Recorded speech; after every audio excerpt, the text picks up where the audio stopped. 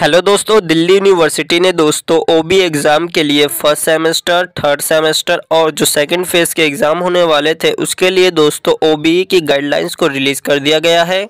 ओबी guidelines में दोस्तों ये भी बताया गया है कि अगर आप अपने पोर्टल पे ओबी पोर्टल पे अपने आंसर शीट को अपलोड नहीं कर पाते हैं समय जो आपको दिया गया है, टाइम जो आपको दिया गया होगा, तो आगे आपको क्या करना है इस वीडियो में आपको कंप्लीट इन्फॉर्मेशन दी जाएगी। वीडियो में बने रहें। हो सकता है दोस्तों वीडियो थोड़ी लंबी हो तो वीडियो में बने रहें। अगर दोस्तों आप हमारे चैनल पे फर्स्ट टाइम विजिट करें तो चैनल को जरूर सब्सक्राइब कीजिएगा और बेल आइकन को प्रेस कीजिएगा ताकि लेटेस्ट वीडियो का नोटिफिकेशन आपको मिलता रहता है। जैसे कि दोस्तों यहाँ पे आप देख सकते हैं ओपन बुक एग्जामिनेशन के रिगार्डिंग ओबी एग्जाम के रिगार्डिंग दोस्तों यहाँ पे आपके सेमेस्टर वाइज एग्जाम के लिए ओबी की गाइडलाइंस को रिलीज कर दिया गया है। यहाँ पर दोस्तों ये बताया गया है कि जो ये ओबी गाइडलाइंस है किन स्टूडेंट के लिए, खासकर दिल्ली यूनिवर्सिटी के जो रेगुलर स्टूडेंट है फर्स्ट सेमेस्टर और एसओएल के जो स्टूडेंट है जिन्होंने 2021 में एडमिशन लिया उनके लिए है, और जो एनसीवेब के स्टूडेंट है जो फर्स्ट थर्ड फिफ्थ सेमेस्टर में जिन्होंने 2019, 20 और 2021 में एडमिशन लिया उनके लिए ओबी की गाइडलाइंस है। और जो सेकंड फेज के एग्ज़ाम होने वाले हैं जिनके एग्ज़ाम छूट गए थे थर्ड सेमेस्टर में, फिफ्थ सेमेस्टर में और सेवन्थ सेमेस्टर में, उनके लिए भी ये ओबी गाइडलाइंस हैं। दोस्तों जो ये ओबी गाइडलाइंस है ये 10 तारीख को रिलीज़ की गई थी। नीचे यहाँ पे दोस्तों आपको कंप्लीट इन्फॉर्मेशन के बारे में बताया गया, अच्छी तरह से बताया गया, इसको यहाँ पे देख लेते हैं। जैसे कि दोस्तों ये नोटिफिकेशन आपको बता दिया गया है कि जो नोटिफिकेशन है ओबी गाइडलाइंस है ये 10 तारीख को रिलीज़ कर दी गई थी। सेकेंड पॉइंट में दोस्तों आपसे ये कहा गया है कि ये जो ओबी गाइडलाइंस है किन स्टूडेंट के लिए, न्यू स्टूडेंट के लिए, जो मैंने भी आपको बताई हैं। इसके अलावा दोस्तों इसमें यह भी बताया गया है कि आपकी जो डेट शीट है ये इसको रिलीज़ कर दी गई है दिल्ली यूनिवर्सिटी के ऑफिशियल साइट पे और एसओएल के ऑफिशियल साइट पे। इसके अलावा यहाँ पे जो आपके एग्ज़ाम्स हैं ये 21 मार्च से स्टार्ट हो रहे हैं। तो यहीं पे दोस्तों ये सारी चीज़ें यहाँ पे आपको बताई गई हैं। इन सभी के अलावा दोस्तों तीसरे पॉइंट में आपसे ये कहा जा रहा है कि जो एनसीवेब के स्टूडेंट हैं, एक्स स्टूडेंट हैं या फिर ER and for those student applying for improvement of their performance, यहाँ पे बताया गया है कि जो एनसीवेब के स्टूडेंट है जिनके जो एक्स स्टूडेंट है या फिर ईआर के स्टूडेंट है या फिर जिन्होंने कोई इम्प्रूवमेंट सब्जेक्ट के लिए अप्लाई किया था तो उनके लिए दोस्तों जो डेट शीट रिलीज़ की गई है उनको यहाँ पे फॉलो करना है। और यहाँ पे जो भी डेट शीट में जिस तारीख को डेट दी गई उतने तारीख को आपको यहाँ पे एग्ज़ाम कंडक्ट करवाया जाएगा। चौथे पॉइंट में दोस्तों आपसे ये कहा जा रहा है कि एग्ज़ाम देने से पहले दोस्तों यहाँ पे आपको ये इंश्योर करना है कि आपने अपने सभी सेमेस्टर या थर्ड सेमेस्टर, फिफ्थ सेमेस्टर जिनके सेमेस्टर के एग्ज़ाम्स है, फर्स्ट सेमेस्टर के एग्ज़ाम्स है, तो यहाँ पे दोस्तों उनके जो एग्जामिनेशन फॉर्म है उनको यहाँ पे फिल किया होना चाहिए। इसके अलावा दोस्तों यहाँ पे एक इन्फॉर्मेशन और जो रेगुलर के स्टूडेंट है और एनसीवेब के स्टूडेंट है इनके एग्जामिनेशन फॉर्म अभी निकले हुए हैं तो आप इनको फिल कर सकते हैं। इसके अलावा जो एसओएल के स्टूडेंट हैं इनको यहाँ पे कोई अपना एग्जामिनेशन फॉर्म नहीं फिल करना है क्योंकि दोस्तों उन्होंने अपने फर्स्ट ईयर में एडमिशन लेते वक्त उन्होंने फर्स्ट सेमेस्टर और सेकंड सेमेस्टर के दोनों सेमेस्टरों के एग्ज़ाम फ़ीस को पेमेंट कर दिया था। अगर दोस्तों आपने अपनी एग्ज़ाम की फ़ीस की पेमेंट नहीं की है तो यहाँ पर आपको अपने आप को इंश्योर करना होगा कि आपने पेमेंट की है या फिर नहीं की है। इसके अलावा दोस्तों पाँचों पॉइंट में ये बताया गया है। पाँचों पॉइंट में दोस्तों आपसे यही कहा जा रहा है कि आपके ओबी एग्ज़ाम से कुछ दिनों पहले ही आपके एडमिट कार्ड को रिलीज़ कर दिया जाएगा। आप इन एडमिट कार्ड को अपनी ऑफिशियल साइट से डाउनलोड कर सकते हैं। छठे पॉइंट में दोस्तों आपसे ये कहा गया है कि आपके जो भी इंस्टीट्यूट है, चाहे वो एसओएल हो, दिल्ली यूनिवर्सिटी के रेगुलर स्टूडेंट हो या फिर यहाँ पे किसी भी इंस्टीट्यूट के जो स्टूडेंट हैं ओबी एग्ज़ाम के वक्त दोस्तों जब आपका रजिस्ट्रेशन होगा तो यहाँ पर आपको अपने कॉन्टैक्ट जो फ़ोन नंबर होगा और ईमेल आईडी होगी इसको अपडेट रखना होगा।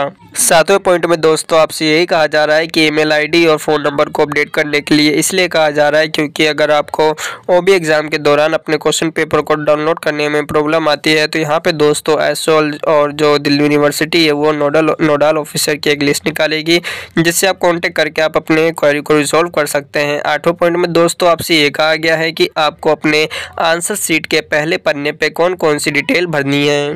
यहाँ पे दोस्तों अच्छी तरह से सुनिएगा क्योंकि यहाँ पे ऐसे कई सारे स्टूडेंट होंगे जो कमेंट करके पूछते हैं कि अपने आंसर शीट के पहले पेज पे कौन कौन सी डिटेल भरनी है। यहाँ पे दोस्तों सबसे पहले आपको बता दिया जाए कि अपने आंसर शीट के पहले पन्ने पे कौन कौन सी डिटेल भरनी है। तो वो है आपके date and time of examination fill करना है, एग्जामिनेशन रोल नंबर फिल करना है, name of the programme fill करना है, जैसे अगर आपका जो कोर्स है बीए, बीकॉम या बीएससी जो भी आपका प्रोग्राम उसको फिल करना है, सेमेस्टर कौन सा, थर्ड, फिफ्थ, फर्स्ट इनको फिल करना है और यूनिक पेपर कोड जो आपके क्वेश्चन पेपर के ऊपर और आपके एडमिट कार्ड के ऊपर लिखा रहेगा, इसको फिल करना है। टाइटल ऑफ द पेपर कि आपके किस सब्जेक्ट का पेपर, उसका यहाँ पे नाम आएगा। दोस्तों जो ये बेसिक सी डिटेल है ये आपको अपने आंसर शीट के पहले पन्ने पे लिखनी होंगी और जो आपके सेकंड पेज नंबर होगा उस पर आपको अपना एग्जामिनेशन रोल नंबर और यूनिक पेपर कोड को लिख देना है। यहाँ पे दोस्तों आपको ये बता दिया जाए कि आपको 6 क्वेश्चन दिए जाएंगे, जिनमें से आपको 3 या 4 क्वेश्चन अटेम्प्ट करने होंगे और उन सभी 4 क्वेश्चन या फिर 3 क्वेश्चन के हर पहले पन्ने पे आपको इस सारी डिटेल लिखनी होगी। जो जैसे मान लेते हैं कि पहले क्वेश्चन का जो आंसर है वो 1 से 10 पेजों के अंदर ही आता है, तो आपको पहले क्वेश्चन का आंसर जो पहला पन्ना होगा उस पर आपको ये बेसिक सी डिटेल फिल करनी है। उसके बाद जो आपका सेकंड नंबर का पेज होगा या थर्ड नंबर का पेज होगा या फिर फोर्थ नंबर का पेज होगा, उन पे जो भी मैंने बताया एग्जामिनेशन रोल नंबर और यूनिक पेपर कोड, इनको फिल करना होगा। पहले क्वेश्चन का आंसर लिख लेने के बाद दोस्तों जब आप अपने सेकंड क्वेश्चन का आंसर या फिर थर्ड क्वेश्चन का आंसर लिखना शुरू करेंगे तो वहाँ पे आपको अपने आंसर शीट के पहले पन्ने पे फिर से सारी डिटेल फिल करनी है और उसी तरह से सेकंड पेज नंबर या थर्ड पेज नंबर पे आपको वो सारी डिटेल फिल कर देनी है, एग्जामिनेशन रोल नंबर और यूनिक पेपर कोड को। 9वें पॉइंट में दोस्तों आपसे टाइमिंग के बारे में कहा जा रहा है कि यहाँ पर दोस्तों आपको टोटल 4 घंटे दिए जाएंगे क्वेश्चन पेपर को अटेम्प्ट करने के लिए, जिनमें से दोस्तों आपको 3 घंटे दिए जाएंगे अपने आंसर लिखने के लिए और 1 घंटा दिया जाएगा आपको क्वेश्चन पेपर को डाउनलोड करने के लिए और अपलोडिंग करने के लिए। यहाँ पे दोस्तों ज़रूरी नहीं है कि 1 घंटे में ही आपका क्वेश्चन पेपर डाउनलोड हो या फिर अपलोडिंग हो। अगर दोस्तों आपका जो आंसर है 3 घंटे में पूरा नहीं होता तो आप 3.5 घंटे में भी आप अपना आंसर कंप्लीट करके आधे घंटे में अपने आंसर शीट को अपलोड कर सकते हैं। दोस्तों जो 4 घंटे का टाइम दिया जा रहा है केवल जनरल स्टूडेंट के लिए, इसके अलावा जो PWD के स्टूडेंट होंगे इनको 6 घंटे का यहाँ पे टाइमिंग दी जा रही है। दोस्तों जो अपने आप आंसर शीट को अपलोड करोगे वो PDF फॉर्म या JPG फॉर्म में होना चाहिए और उस PDF का जो साइज़ रहेगा दोस्तों 7 MB से ज़्यादा नहीं होना चाहिए।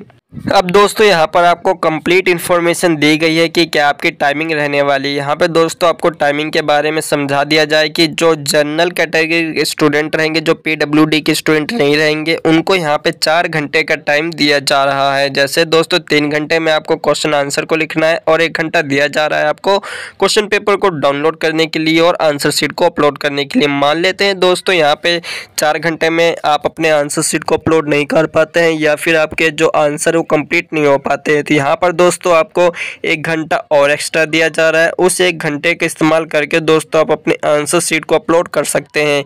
लेकिन दोस्तों जब आप इस 1 घंटे का इस्तेमाल करेंगे 4 घंटे कंप्लीट होने के बाद, तो यहाँ पे आपको काफ़ी केयरफुल रहना है, क्योंकि दोस्तों जब आप अपने आंसर शीट को अपलोड करेंगे तो हो सकता है वहाँ पर आपको कुछ एरर बताए या फिर वहाँ पे अपनी आंसर शीट को अपलोड नहीं कर पा रहे हो, तो वहाँ पर उस वक्त आपको उसका स्क्रीनशॉट ले लेना है। स्क्रीनशॉट लेने के बाद दोस्तों उस 1 घंटे का इस्तेमाल करने के लिए जब आप अपने आंसर शीट को अपलोड करोगे तो उसका PDF का लिंक और साथ में जो आपने स्क्रीनशॉट खींचा होगा उसको वहाँ पे लिंक कर देना होगा।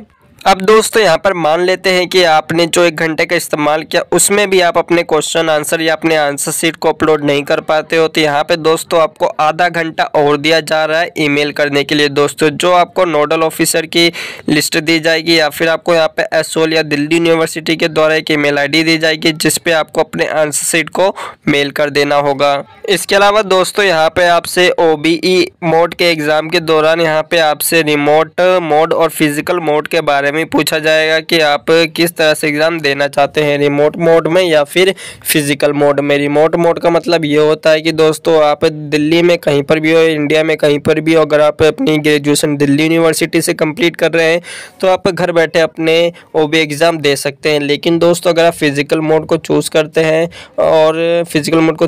हैं तो यहाँ पर आपको उस कॉलेज में जाना होगा जहाँ पर आप पढ़ते हैं या फिर आपको कॉलेज के थ्रू एक सेंटर प्रोवाइड किया जाएगा, उसमें आपको अपना एग्ज़ाम देने के लिए जाना होगा। लेकिन दोस्तों यहाँ पर ख़ास बात यह है कि अगर आप रिमोट मोड को चूज़ करते हैं तो आप फिज़िकल मोड के लिए नहीं जा सकते हैं। अगर वहीं आप दोस्तों फिज़िकल मोड को चूज़ करते हैं तो आप घर बैठे रिमोट मोड का इस्तेमाल करके अपने OBE एग्ज़ाम को दे सकते हैं।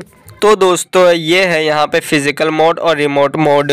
रिमोट मोड को इस्तेमाल करने के लिए दोस्तों आपके पास लैपटॉप होना चाहिए, डेस्कटॉप होना चाहिए, मोबाइल होना चाहिए, स्मार्टफोन होना चाहिए। इन सभी चीज़ों में से आपके पास कोई एक चीज़ है तो आप इसके लिए OBE एग्ज़ाम के लिए रेडी हैं। लेकिन अगर आप फिजिकल मोड देना चाहते हैं तो यहाँ पे आपकी मर्जी रहती है कि आप कौन से मोड को यहाँ पे सेलेक्ट करते हैं। अब दोस्तों यहाँ पर आपको एक लिंक प्रोवाइड किया गया है। नीचे यहाँ पे स्क्रॉल डाउन करके आप देखेंगे तो यहाँ पे दिल्ली यूनिवर्सिटी के लिए जो रेगुलर स्टूडेंट है और जो एसओएल के स्टूडेंट है इनके ओबी पोर्टल का लिंक यहाँ पे दिया गया है। जो दोस्तों पहले वाला लिंक है ये रेगुलर और एनसीवेब वालों के लिए, और जो दूसरा लिंक है ये स्कूल ऑफ ओपन लर्निंग के लिए, एसओएल वालों के लिए। इन्हीं पोर्टलों पर दोस्तों आपका ओबी रजिस्ट्रेशन भी होगा और इन्हीं पोर्टलों के थ्रू दोस्तों आप अपने क्वेश्चन पेपर को डाउनलोड करोगे और आंसर शीट को अपलोड करोगे। इसके अलावा दोस्तों 13 पॉइंट में आपसे ये कहा जा रहा है कि जो ये नोटिफिकेशन है या फिर ओबी गाइडलाइंस की जो ये पीडीएफ है ये आपको दिल्ली यूनिवर्सिटी के ऑफिशियल साइट पे जाना है exam.du.ac.in पे। इस साइट पे जाने के बाद दोस्तों आपको नोटिफिकेशन वाले लिंक पे क्लिक करेंगे। जैसे उस लिंक पे आप क्लिक करेंगे तो यहाँ पे आपको पहले लिंक पे ही ओबी गाइडलाइंस का यहाँ पे लिंक प्रोवाइड किया गया, उस पर क्लिक करके आप अपने ओबी गाइडलाइंस को डाउनलोड कर सकते हो। ये थी दोस्तों आपकी ओबी गाइडलाइंस। आने वाली वीडियो में दोस्तों आपको बताया जाएगा कि आपको अच्छी तरह से एक्सप्लेन किया जाएगा कि किस तरह से आप अपने ओबी रजिस्ट्रेशन कर सकते हैं। आपको पहले पेज पे कौन कौन सी डिटेल लिखनी है, इसके लिए दोस्तों आपको एक सेपरेट वीडियो दी जाएगी। इसके अलावा जो सेकंड फेज के एग्ज़ाम होने वाले हैं उन स्टूडेंट के लिए भी यहाँ पे अलग से एक वीडियो मिलने वाली है। तो हमारे चैनल को जरूर सब्सक्राइब कीजिएगा और बेल आइकन को प्रेस कीजिएगा ताकि वीडियो का नोटिफिकेशन आपको मिलता रहे।